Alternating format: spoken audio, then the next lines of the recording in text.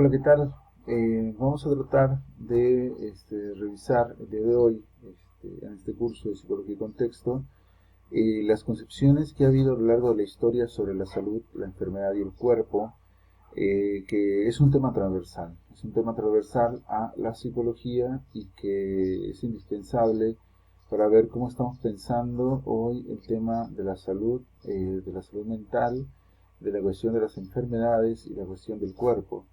Hemos hecho un recorrido histórico durante las últimas clases que ha implicado desde el desarrollo de la Edad Antigua hasta más o menos el siglo XIX, principios del XX, y hemos destacado particularmente los últimos 5 siglos, desde el desarrollo del capitalismo en el siglo XV, el desarrollo del colonialismo, la consolidación en la modernidad del mundo patriarcal, y vamos a centrarnos hoy en un trasfondo muy importante o transversal, si quieren, sobre estas tres dimensiones que me parecen elementales. Para eso vamos a hacer varias cosas y por supuesto vamos a analizar esto a partir del contexto que tenemos hoy del coronavirus, del COVID-19, que es una pandemia que nos está atravesando. El día de ayer leía un documento que me pareció sumamente impactante, porque le puso nombre a algo que yo no había podido hacer previamente, y que nos decía que estábamos frente a la primer cuarentena, ¿sí? A la primer cuarentena global de la historia, ¿sí? O sea, la primer pandemia, la primer cuarentena planetaria, ¿sí? Esto es interesantísimo porque ¿qué es lo que provoca que una cuestión de tipo orgánico tenga como estas magnitudes? Precisamente son las condiciones sociales, políticas, económicas que le dan forma a lo biológico, ¿no? Está bien interesante poder pensar lo biológico no como una entidad que está aparte de las condiciones sociales, más bien que todo el tiempo se está articulando, ¿no? Hay una categoría fascinante de Paul Beatriz Preciado, que es lo biocultural, y que precisamente lo que busca es destacar cómo pensar como cosas aparte, cosas separadas, estas dos dimensiones, pues es una posición sumamente ingenua, ¿no? Porque están constantemente influyéndose, articulándose y conformando la realidad que nosotros tenemos, ¿no? Más adelante vamos a regresar a este esquemita.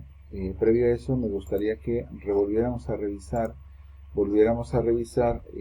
un video que yo había utilizado en este curso, que es sobre el cambio demográfico a lo largo de la historia. Me gustaría que lo recordáramos, porque en este video lo que nosotros vamos a observar es cómo hemos habitado el planeta, cómo nos hemos ido apropiando del mismo, pero también cómo la cuestión de la enfermedad, la densidad poblacional, cambian, ¿no? O sea, nos ayuda a explicar muchísimas cosas, ¿no? Y acá lo que estamos viendo, pues, es el desarrollo de distintas sociedades a lo largo de la historia.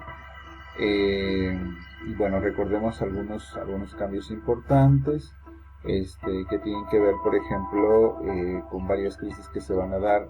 Estamos en la Edad Media. Veamos, por ejemplo, algunas crisis sanitarias muy importantes. Eh, Posterior a las cruzadas, ¿no? Posterior a las cruzadas, vamos a ver cómo qué pasa con la primera peste, que es una de las partes como más impactantes. La peste negra precisamente lo que va a hacer es disminuir una gran cantidad de poblaciones acá. Vamos a ver cuántas personas murieron allá.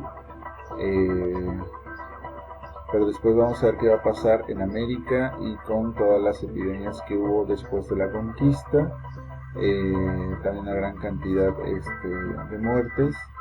Y una de las cosas que me gustaría que recordáramos sería este asunto de la explosión demográfica que se va a consolidar desde el siglo XIX de una forma impresionante. Veamos acá que en el siglo XIX ya habíamos 1.000 millones de habitantes en el planeta, con una gran densidad en China, en la India, 1.000 millones de habitantes. Esto es impresionante porque más o menos nos tomó 10.000 años llegar a 1.000 millones de habitantes en el mundo. Pero fíjense lo que va a ser la revolución industrial, lo que va a ser la emergencia de la medicina moderna, eh, y otra serie de cosas, ¿no? Este es de parte del desarrollo del capitalismo, del antropocentrismo, y bueno, veamos.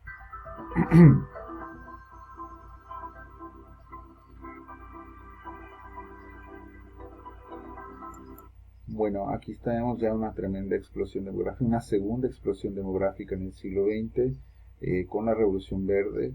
Si nos regresamos un poco, podemos ver cómo casi en las Segundas Guerras Mundiales ya se había duplicado la población del mundo. Es decir, al principio del siglo XIX había 1.000 millones de habitantes, tomó 10.000 años llegar allí, 150 años después, casi un poco menos, ya se había duplicado la población en el mundo. Y aquí tenemos que ver qué pasó, ¿no? Sobre todo vamos a ver cómo va a surgir el paradigma microbiano y va a cambiar muchísimas cosas en torno a la medicina moderna, pero también vamos a ver la emergencia de otras áreas como el higienismo, la salud pública, la medicina social, y bueno, sigamos viendo. En la segunda mitad del siglo XX hay una explosión extraordinaria en las sociedades digitales. Hoy tenemos como una gran cantidad de población, y bueno, tenemos que ver por qué sucede todo esto, ¿no? Pero sobre todo tenemos que entender esto en el marco de la pandemia contemporánea. Este infográfico me pareció sumamente interesante y pertinente sobre cuáles han sido las pandemias a lo largo de la historia, en qué periodo se desarrollaron. ¿Sí? El año está por este otro lado, por esta columna, y estas son las muertes en su mayoría contadas en millones, ¿no? Como veremos, ha habido pandemias desde el mundo antiguo, tremendas, que han matado a una gran cantidad de personas, que durante la Edad Media también hubo muchísimas de ellas, y bueno, pensemos por ejemplo en la peste negra, que mató a 200 millones de personas en Europa, una cantidad extraordinaria. Pero también la viruela mató una gran cantidad de personas durante el periodo de la conquista. Ha habido grandes pestes desde el siglo XVII, el siglo XIX, el cólera, que mató a 1 millón de personas, y bueno, así sucesivamente. Por ejemplo, recordemos a la gripe española, que se da ya en el siglo XX y que mata una gran cantidad de personas, de una tremenda letalidad extraordinaria, 50 millones de personas.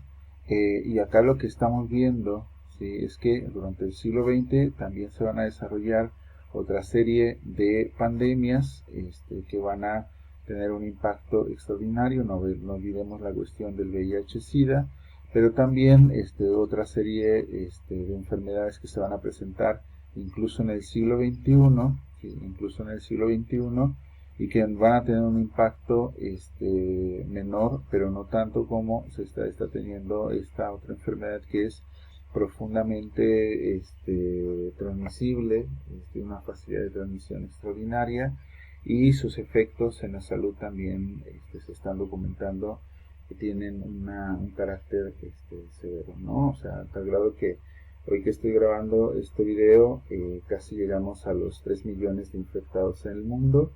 eh, y bueno, entonces vamos a ver el fondo de esto, y de muchísimas otras cosas. Yo quería como que tuviera como una relevancia contextual todo lo que vamos a ver el día de hoy. y bueno, por eso este esquemita, ¿no? Bueno, lo que tengo acá es una síntesis de las concepciones de la salud, la enfermedad y el cuerpo desde el mundo antiguo al presente, y vamos a ir profundizando en cada uno de estos procesos. No quiero decir con este esquema que está como en escaloncitos que hemos llegado como a un momento de extraordinario progreso y que hemos ido mejorando. Lo que estoy diciendo es que son distintos momentos históricos. No me agrada la idea de leer la historia como progreso, más bien leer la historia como una serie de procesos conflictivos que van gestando nuevas formas de organización social, de cambios, de transformaciones que no necesariamente se pueden leer de forma como positiva o negativa, ¿no? Bueno, entonces vamos a revisar todo esto. Insisto, esto es una síntesis. Vemos dentro de los recuadros sobre todo las concepciones de salud y enfermedad, y en la parte de abajo como qué tipo de concepciones se tenían sobre el cuerpo, ¿no? Hay una flechita que ahorita me estoy dando cuenta que no va a salir en esta grabación, que esta flechita de abajo dice gestión biopolítica. Ya explicaré a qué me refiero con eso y de quién es ese concepto, ¿no? Bueno, continuemos. Continuemos. Vamos a la Edad Antigua, donde se pensaba la idea del cuerpo como un vehículo de los dioses, ¿no? Vamos al siglo XV antes de Cristo, sobre todo a Grecia. En este contexto ya lo habíamos visto, eh, eh, politeísta, y con muchísimas otras características, el cuerpo se pensaba como un vehículo de los dioses. ¿Qué quiere decir eso? Que nuestro cuerpo posibilitaba la acción de los dioses en el mundo, ¿no? Que cuando nos pasaba algo nosotros tenía que ver con los dioses, que los dioses nos habitaban para tener determinado tipo de desenlaces, ¿no? Y la salud se pensaba de forma dual, sobre todo a través de dos diosas, que era Ignea y Panacea. Ignea que se dedicaba como a todo este asunto de la prevención, de evitar las enfermedades, y Panacea que se dedicaba al tratamiento de las enfermedades, ¿no? Al menos estas dos concepciones siguen vigentes, ¿no? Epistémicamente, ya no como la idea de diosas que vienen a ser parte de nuestros cuerpos, sino a través como del origen etimológico de ciertas palabras, ¿no? Tanto de higiene, que viene de Ignea, como de patológico, que se acerca a la noción de panacea, ¿no? Entonces, acá la concepción del cuerpo pasa por otro lado, porque se cree que los dioses se manifiestan en nuestros cuerpos. Lo que pongo en la parte de arriba es una flechita que nos ayuda a, de alguna forma, identificando el cambio del tiempo y cómo se fueron transformando estas concepciones. No tienen como necesariamente una precisión, sino más bien lo que intentan es simplemente establecer una relatividad temporal. Y bueno, voy a trabajar esas características, que no necesariamente quiere decir que unas son del siglo V y otras del siglo III, sino que están, digámosle, desarrolladas en todo ese conjunto. Algunas terminan después, otras antes. Simplemente quiero que sitúen más o menos dónde estaban emergiendo como todas estas ideas, ¿no? En el siglo III antes de Cristo ya estaba presente la medicina hipocrática. Sin embargo, algo que caracterizaba la medicina hipocrática, que bueno, reconocemos hoy como el fundamento de la medicina occidental, es la variedad en las concepciones de las enfermedades. Es decir, no había una precisión conceptual de sistemas nosológicos claros que definieran cómo se presentaban las enfermedades. Generalmente lo patológico era entendido como una lucha entre el ser humano y el mal, ¿no? Y que, bueno, esta como travesía, pues lo que lograba era construir o reincorporar la salud. Se buscaba ante todo eliminar las causas de las enfermedades, y muchas de estas enfermedades se combatían con la noción de lo similar. Es decir, aquí surge el concepto de la homeopatía, ¿no? Es decir, tratar de enfermar a las personas con dosis como muchísimo más pequeñas, para que fueran como recuperándose o fortaleciendo el cuerpo con esa exposición, ¿no? La homeopatía tiene como sus orígenes desde acá, y bueno, sigamos, ¿no? Acá la medicina sobre todo es dietética, hay cierto tipo de medicamentos y es una medicina profundamente manual de intervención en el cuerpo. Esto es muy importante porque para las culturas greco-romanas la intervención en el cuerpo era fundamental. Ya veremos cómo esto cambia en la etapa que sigue. Y sobre todo algo muy presente de la medicina hipocrática, que va a durar muchísimos siglos operando, va a ser la teoría de los humores, sobre todo el pensar el cuerpo como una especie de microcosmo que se autorregula, ¿no? Que sobre todo que hay como una interacción entre cuatro humores, que es la sangre, la bilis negra, la flema y la bilis amarilla, y que la interacción entre todos estos elementos es lo que creaba no solamente las condiciones de salud de las personas, sino incluso hasta su carácter, ¿no? Y si se modificaban esta serie de elementos y humores, podían modificarse la salud o el comportamiento de las personas, ¿no? De tal grado que en este periodo, por ejemplo, algunos tratamientos en torno al carácter y algunas enfermedades tenían que ver con sangrías, ¿no? Por ejemplo, la imagen que está acá, se está practicando un procedimiento más o menos de este tipo, ¿no? Esta es una imagen de una ilustración de un libro hipocrático y mucho de esto pues tenía que ver con las intervenciones en el cuerpo. También en este contexto estaba la teoría neumática. ¿Qué quiere decir esto? La teoría neumática sobre todo trata de identificar como causa de las enfermedades a el aire, el viento, ¿no? Que interviniendo en el organismo pueden afectarlo, ¿no?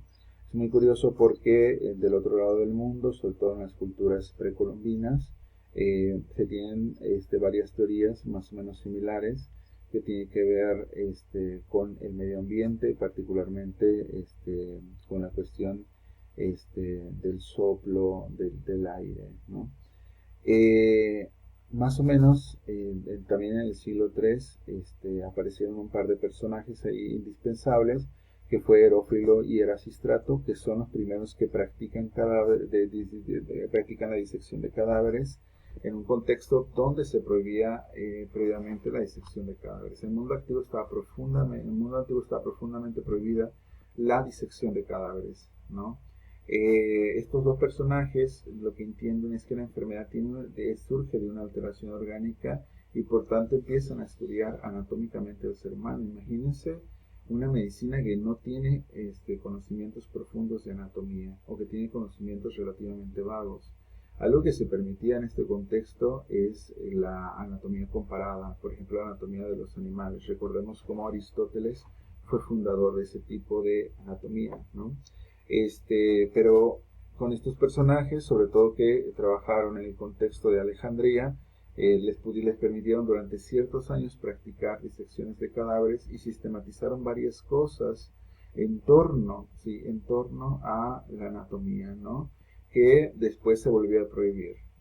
En el siglo II y III después de Cristo aparece la medicina galénica, que sigue reproduciendo algunas cosas de las épocas previas, pero que ya da algunas especificidades anatómicas y que también da algunas especificidades biológicas de algunas enfermedades, pero no necesariamente todo su sistema explicativo se reduce a esto, ¿no? Sigamos. ¿Qué es lo que va a seguir? ¿Qué es lo que va a seguir? Durante la Edad Media, ya hemos revisado en este curso cómo durante la Edad Media la concepción dominante era teocéntrica, sobre todo en Europa, pero recordemos por qué narramos tanto la historia de Europa, porque precisamente va a impactar de una forma extraordinaria en el mundo contemporáneo y en las narrativas que tenemos sobre la realidad y en las epistemologías que utilizamos para intervenirla, ¿no? Entonces por eso estamos haciendo una historia eurocentrada. Durante la Edad Media el cuerpo se va a pensar como una cárcel del alma, ¿no? Como una cárcel del alma, porque recordemos cómo la Iglesia Católica, que era la institución dominante en este contexto, este, bueno, va a también establecer una concepción muy, muy particular centrada en el teocentrismo, valga la redundancia, y bueno, acá se va a centrar mucho en la cuestión de la salvación del alma, se va a pensar la enfermedad como castigo divino, la medicina se va a ejercer en los monasterios, no va a ser una práctica pública. Acá es muy interesante decir esto porque lo cierto es que las intervenciones en salud no siempre se han pensado como un derecho para todos, ¿no? O para todas. Se han establecido como diferencias y particularmente diferencias a través de clase, ¿no? Sobre todo los sectores más poderosos de las distintas sociedades a lo largo de la historia eran los que tenían acceso a conocimiento especializado en salud, aunque también las comunidades transmitían conocimiento a través de la oralidad para tratar determinado tipo de condiciones. Por ejemplo, la herbolaria fue transmitida profundamente en términos comunitarios y practicado por muchísimas comunidades en diversas sociedades a lo largo del mundo, ¿no? Eh, pero bueno, no se le ha pensado como una especie de práctica que todo el mundo debe tener acceso, ¿no? A menos en este momento histórico no es necesariamente así. Eh, También durante la Edad Media el cuerpo era pensado como una especie de prisión del alma, hay una imprecisión, una prisión del alma, y por tanto el cuerpo no se estudió, ¿no? O sea, no se estudiaba, no se tocaba a los enfermos, se evitaba hacerlo porque se pensaba el cuerpo y el cuerpo era sucio, que el cuerpo era impuro, y particularmente era una diferencia también, ¿no? El cuerpo de las mujeres también era pensado como tentación al pecado y era profundamente cubierto, y la enfermedad física y mental era pensada como una posesión del demonio, como un efecto de brujería, ¿no? O sea, acá lo que hay que ver es qué paradigma estaba naturalizado, que todas esas explicaciones tenían pleno sentido y eran más difundidas, ¿no? También durante la Edad Media, particularmente a finales, ya vemos ahí el surgimiento de la peste negra, que va a cambiar muchísimas cosas. Ahí vamos a ver el nacimiento de los hospitales y de los hospicios, y se va a empezar también a pensar las prácticas en salud dirigidas a ciertos sectores como caridad y particularmente centrando la atención en los pobres, ¿no? Eh, ya están apareciendo como otros actores, ¿no? Pero no necesariamente se está pensando en la salud como una especie de derecho. Sigamos.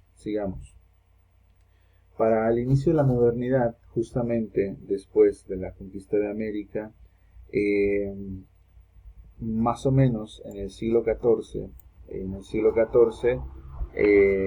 Basalio va a empezar a hacer de nuevo disección de cadáveres. Pero acá pensemos que es una Edad Media que ya transitó la peste negra, ¿no? Es una Edad Media que quiere buscar explicaciones sobre por qué está sucediendo esto, ¿no? Y por tanto la disección de cadáveres empieza a practicarse de nuevo, ¿no?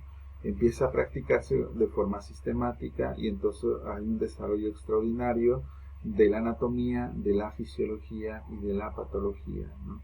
Este personaje, Basalio, particularmente va a hacer estos procedimientos, pero también va a cambiar nuestra concepción del cuerpo, ¿no?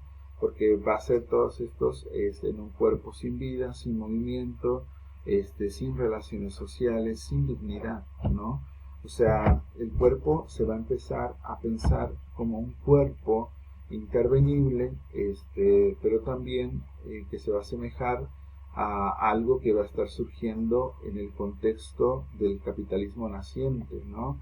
Que es precisamente las máquinas, particularmente la máquina de vapor. En el siglo XVI, Paracelso va a construir los primeros sistemas nosológicos, es decir, los sistemas de clasificación de las enfermedades. Borelli va a establecer la idea o la semejanza entre el cuerpo y la máquina y va a desarrollar el mecanicismo biológico. Pensemos en cómo en este contexto los procesos del capitalismo están gestando la revolución industrial y sus metáforas, sus dispositivos están permeando también en las epístemes que utilizamos para darle sentido a la realidad.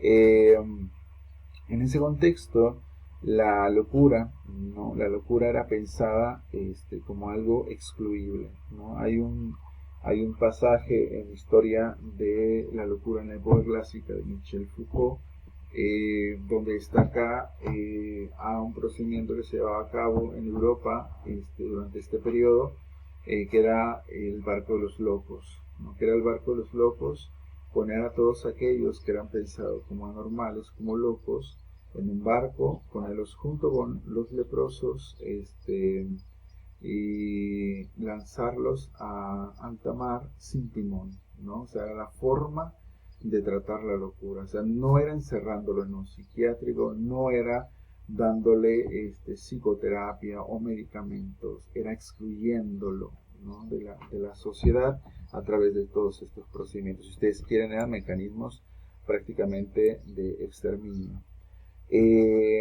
Para el siglo XVII vamos a ver como la emergencia de de otras epistemologías, particularmente el racionalismo cartesiano va a impactar mucho en la consolidación del dualismo, ¿no? Del dualismo cuerpo-alma, es decir, pensar que nosotros somos un cuerpo y por otro lado un alma, lo va a secularizar y a consolidar, ¿no? También este es el proceso previo a la ilustración, ¿no? Que ahorita ya veremos cómo avanza. Van a aparecer personajes en la medicina indispensables. Por ejemplo, se va a empezar a desarrollar ahí la historia natural de la enfermedad, es decir, es un modelo de observación clínica que se utiliza en medicina para ver cómo se van comportando las enfermedades, ¿no? Cuál es su desarrollo natural una vez que empiezan y cómo terminan, ¿no?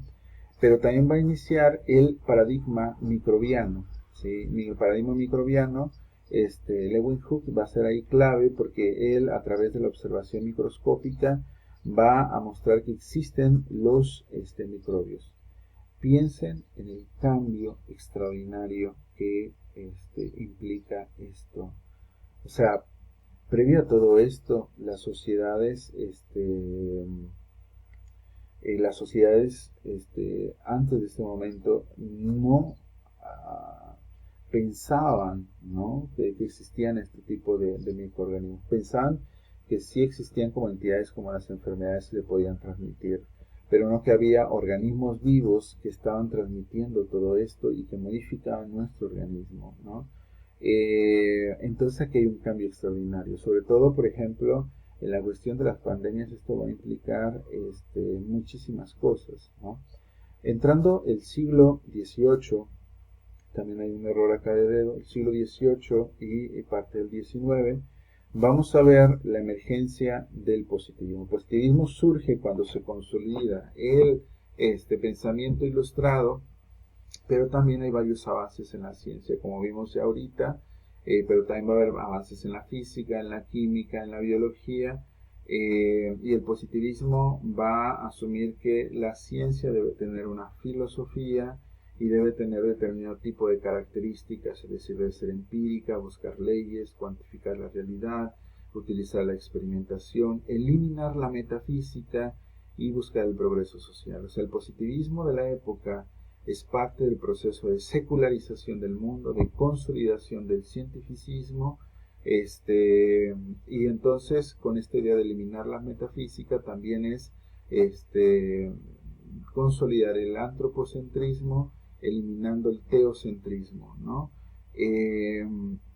Bueno, acá lo que estamos viendo también es que el paradigma microbiano se va a hacer todavía más sofisticado con los desarrollos de Pasteur y de Koch.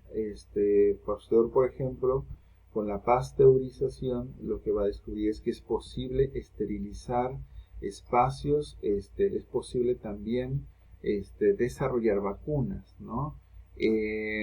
Por tanto, bueno, Koch, por ejemplo, va a ser el fundador de la bacteriología, ¿no? Porque va a estudiar muchísimos organismos en este sentido. Y bueno, en este contexto también es que va a surgir la vacunación moderna, ¿no? La vacunación moderna. Durante el siglo XVIII y XIX ya se conocen los agentes patógenos causantes de muchísimas patologías. Si ustedes van al esquema inicial de esta presentación, vemos cómo la letalidad de las pandemias disminuye con esto, pero también nos vamos a dar cuenta de que hay una explosión demográfica extraordinaria, porque va a cambiar las formas en cómo las personas habitamos el mundo, ¿no? Si la esperanza de vida de una persona promedio en la edad antigua era 29 años, en la edad media de 35, en este contexto va a empezar a aumentar. ¿Por qué? Porque la mayoría de los niños en las épocas previas morían antes de los 5 años, ¿no? O sea, una gran cantidad de niños. Entonces, con el surgimiento de muchas de estas intervenciones y de estos cambios en salud, la esperanza de vida va a cambiar. La mortalidad infantil y la mortalidad materna va a disminuir considerablemente con muchas de estas intervenciones, pero también las personas van a empezar a vivir más años y se van a plasmar sobre todo en el siglo XX. Acá lo que estamos viendo es el triunfo de muchísimas intervenciones de orden biológico aplicados técnicamente a través de la medicina, y por tanto muchas de las explicaciones posteriores se van a querer hacer solamente a partir de factores biológicos. Aquí lo que estamos asistiendo es al origen del biologicismo. ¿Qué es el biologicismo? Querer explicar fenómenos de salud y enfermedad exclusivamente a partir de factores orgánicos, sin considerar otro tipo de aspectos. En este contexto, la locura ya se está enclaustrando, ya existe la psiquiatría, y particularmente la psiquiatría de finales del siglo XIX, lo que va a tratar de hacer es buscar explicaciones biológicas de las enfermedades mentales, y ya no solamente como por ejemplo explicaciones de corte metafísico, ¿no? Como se hacía en otros momentos históricos. Acá abajo hay un esquemita, una flechita que dice gestión biopolítica del cuerpo. ¿Qué significa eso? La biopolítica es un concepto de Michel Foucault para enseñarnos cómo las condiciones políticas de estos siglos particularmente se van a centrar en la gestión de la vida, ¿sí? En administrar la vida, en extender la vida, en cuidar la vida, pero también direccionarla de ciertas maneras, ¿no? Direccionarla también para normalizar ciertas prácticas y de presentar esas prácticas como un referente de lo sano, de lo correcto, de lo adecuado, de lo bueno, etcétera, etcétera, ¿no? Entonces aquí estamos viendo una asociación entre el desarrollo científico y el desarrollo de ciertas pautas de normalidad y de comportamiento. No olvidemos lo que hemos visto hasta ahora en el curso del desarrollo del capitalismo, del desarrollo del colonialismo y de muchísimas otras cosas más, porque vamos a ver en lo sucesivo que muchos avances científicos también van a estar atravesados por la racialización del cuerpo y la cuestión de clase, porque los accesos en salud todavía están muy marcados por la cuestión de clase, pero también muchos de los estudios que se van a realizar en medicina para ver la efectividad de las intervenciones van a utilizar como cobaya a los cuerpos racializados, no blancos, ¿no? Y esto no lo olvidemos. Sigamos. Durante el siglo XIX y XX, en la modernidad ya tardía, las concepciones del cuerpo cambian.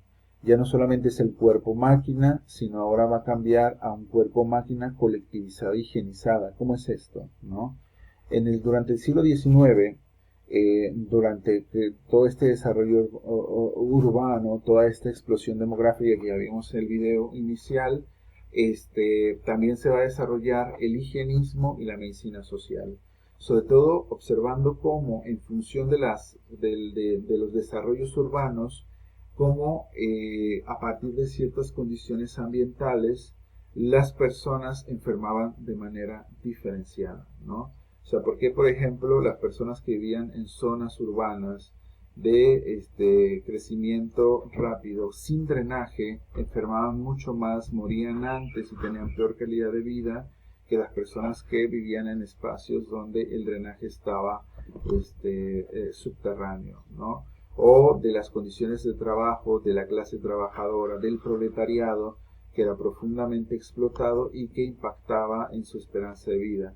Este tipo de observaciones de combinar variables de corte biológico con ambiental, biológico con social, político y económico, fue la emergencia de algo que se conoce como el higienismo y la medicina social. El higienismo, sobre todo, lo que va a tratar de hacer es, al cambiar las condiciones del medio ambiente, se modifica la salud. Es decir, aquí ya no se está modificando el organismo de las personas, se está modificando el espacio donde viven, y entonces las concepciones de salud cambian. Ya no solamente es el cuerpo-máquina individual, sino es un cuerpo-máquina colectivo higienizada, ¿no?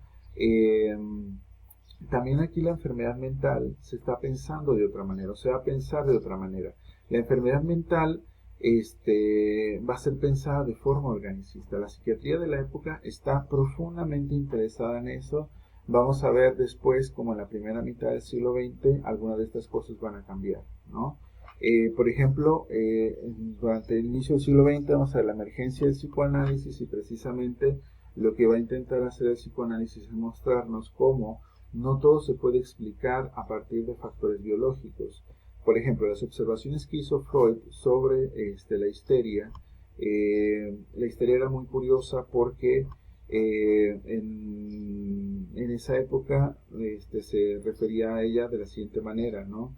Era una especie de trastorno que parecía parecer que las personas tenían daños orgánicos, pero al hacer la revisión del cuerpo de las personas no había ningún daño, pero cuando se trataba todo esto en proceso psicoanalítico a través de la palabra, las personas dejaban de presentar estas sintomatologías somatizadas, y entonces no había un origen biológico, sino había un origen psicológico, y entonces aquí vemos el surgimiento de muchas teorías psicológicas y psiquiátricas, incluso en muchos sistemas de clasificación nosológicas psiquiátricas, ¿no? Algunas vigentes hasta este momento.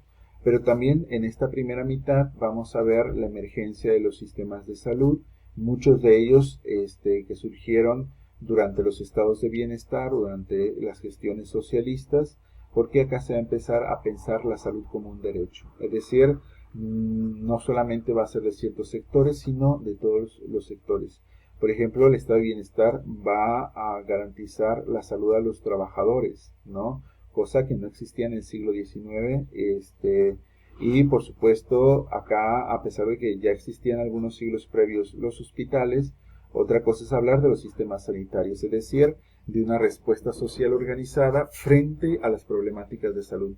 Pero fíjense en esto, o sea, fíjense en esto, ya aquí la salud no se está pensando solamente como una cuestión individual, como se pensó hace muchos siglos. Al hablar de un sistema sanitario estamos diciendo que la salud necesariamente es un problema de orden colectivo y poblacional, ¿sí? Y por tanto se necesita una respuesta social organizada frente a ello, ¿no? Entonces ya no solamente es un fenómeno biológico, aquí ya se está cuestionando el biologicismo dominante durante los siglos previos, y se está tratando de ampliar las dimensiones de la salud y no solamente reducirla a cuestiones biológicas. Por tanto, acá el Estado va a tener un papel importantísimo. La salud va a ser intervenida por el Estado. Cuando se habla de la salud como derecho, es porque el Estado está participando y ya se dio cuenta de que es elemental para gestionar la salud. Los estados nacionales que surgieron hace varios siglos están tratando de tomar como este papel en la gestión de salud, ¿no? También vamos a ver el desarrollo de la salud pública. Es necesario decir, que este desarrollo, si bien muchas veces se presentó como neutral, la historia de la salud pública tiene pasajes negrísimos, ¿no? por ejemplo, de racialización, ¿no? Pensemos, por ejemplo, como en muchísimos países se establecieron controles de raza bajo la lógica de que las razas no blancas presentaban enfermedades distintas a los blancos y que por tanto podían contagiarles y por tanto era necesario y justificable la separación. Pensemos en las leyes de segregación racial que se dieron en Estados Unidos durante muchísimo tiempo, que fueron justificadas muchas veces en un discurso salubrista y de sanidad, ¿no? Pero que evidentemente lo único que tenían eran cuestiones racistas, ¿no? De ninguna manera había una justificación claramente documentada y científica sobre esos procesos de separación, ¿no? Bueno, en la segunda mitad del siglo XX, precisamente como vimos en el video, vamos a ver una explosión demográfica todavía mayor, ¿no? Como ya la expliqué hace rato, que va a aumentar la población de una forma extraordinaria, que va a requerir de la revolución verde, es decir, de estos grandes cambios en la forma de realizar la agricultura, y que va a cambiar muchas de las prácticas de producción de alimentos a nivel mundial y que van a tener un impacto extraordinario en el medio ambiente, ¿no? O sea, es bien curioso que la revolución verde parece como si estuviéramos tomando como medidas para solventar o subsanar la crisis socioambiental. No es así, es más bien es una revolución de cambio en las formas de gestión de la producción de alimentos, ¿no? También durante el siglo XX, particularmente la segunda mitad, se va a hablar ya de la ciudadanía sanitaria, ¿no? O sea, de que es necesario tener seguridad social, de los sistemas de seguridad social, se van a desarrollar muchos sistemas de seguridad social en el mundo de protección de las personas que ya no solamente se van a reducir a la idea de atención en salud, sino a la protección social en general o a la protección frente a situaciones de vulnerabilidad de las personas, ¿no? En el campo también de la salud va a surgir el paradigma inmunológico y esto es fundamental porque entonces ya no solamente se trata de centrar la atención en los microorganismos, ya sea la bacteria o el virus, sino tratar de entender que la interacción biológica es muchísimo más compleja y entonces también tenemos que ver la respuesta inmune del organismo, pero también la inmunidad comunitaria. Por ejemplo, hoy en día ustedes han visto con este asunto del coronavirus, ¿por qué no podemos salir todos allá afuera? Porque no tenemos un mecanismo de inmunidad comunitaria. O sea, las personas que se están enfermando y aliviando están desarrollando inmunidad individual, pero el patógeno se sigue distribuyendo y entonces puede impactar de una forma tremenda en la población si se sigue expandiendo sin mecanismos específicos. Muchas de las cosas que estamos viendo hoy de acción, por ejemplo, esta idea del confinamiento y de la cuarentena, no se habían visto en esta magnitud a lo largo de la historia. O sea, nunca habían estado confinadas ni en cuarentena la cantidad de personas que hoy hay en el mundo. O sea, se habla de que más o menos 4.300 millones de personas, es decir, más de la mitad de la población mundial, está confinada en este momento, ¿no? Si nos vamos a las epidemias previas, ni siquiera había esa densidad poblacional. Este ejercicio que estamos viviendo hoy en día es una cosa inimaginable, o sea, que alcanza dimensiones muy particulares precisamente por los procesos de globalización. O sea, ¿qué es lo que hace que el coronavirus se distribuya de una forma, cómo se distribuye hoy en día? Precisamente es la interconectividad que existe hoy en día por la globalización, ¿no? Por la globalización. Hoy se está hablando de que la pandemia tiene un montón de efectos sociales, pero sobre todo lo que está haciendo es un proceso de desglobalización eh, al restringir el movimiento de las personas, ¿no? Entonces, bueno, a final del siglo XX inician muchos de los procesos que van a posibilitar, ¿no?, este fenómeno hoy en día. En la psicología van a surgir modelos de orden psicosocial, es decir, ya no solamente se va a pensar en factores psicologistas, sino en la vinculación entre la subjetividad y lo social, y sobre todo posiciones críticas frente a las primeras teorías, pero también frente al biologicismo. Eh, También se va a trabajar la idea de la desinstitucionalización psiquiátrica.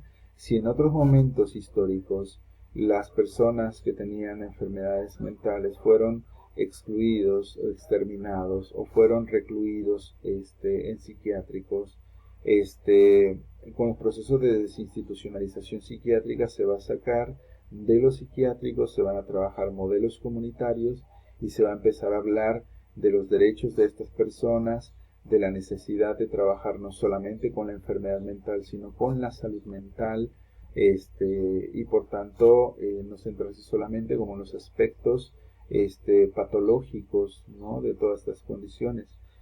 También vamos a ver un tránsito epidemiológico. ¿Qué quiere decir esto? Para este momento, para esta primera mitad del siglo XX, a la segunda, las personas ya no van a morir como en otros momentos históricos, principalmente de enfermedades infectocontagiosas, ¿no?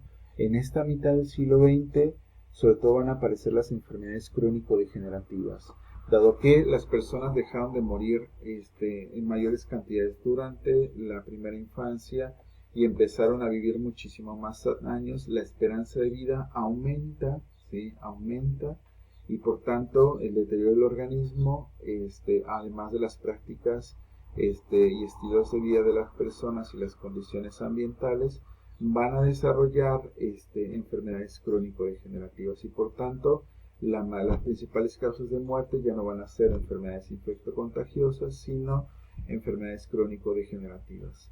Entrando el siglo XX, lo que vamos a ver es otra serie de discusiones, porque lo que se quiere ya es pensar la salud y la enfermedad de manera multidimensional y por tanto se está poniendo énfasis no solamente en aspectos patológicos u orgánicos, sino se está hablando ya de la necesidad de calidad de vida, de bienestar social, incluso se está hablando de empoderamiento de grupos y comunidades frente a la desigualdad en salud. Se está trabajando y cuestionando la mercantilización sanitaria. Hoy, por ejemplo, muchos de los sistemas sanitarios que emergieron durante los estados de bienestar o las gestiones socialistas, hoy se están mercantilizando con las políticas neoliberales, como vamos a ver más adelante en este curso, y por supuesto hoy tenemos frente a nosotros la crisis socioambiental, que es un evento planetario, que está cambiando muchísimas cosas y que nos está advirtiendo que de mantener las formas de gestión social que hasta ahora hemos mantenido, particularmente desde la Revolución Industrial presente, podemos llegar al colapso ambiental, ¿no? Y por tanto, pues tiene un montón de efectos en las sociedades que conocemos hoy. Hay que recordar cómo el calentamiento planetario inicia con la primera revolución industrial, es decir, con el capitalismo industrial, y que progresivamente se ha ido calentando el planeta en función de eso.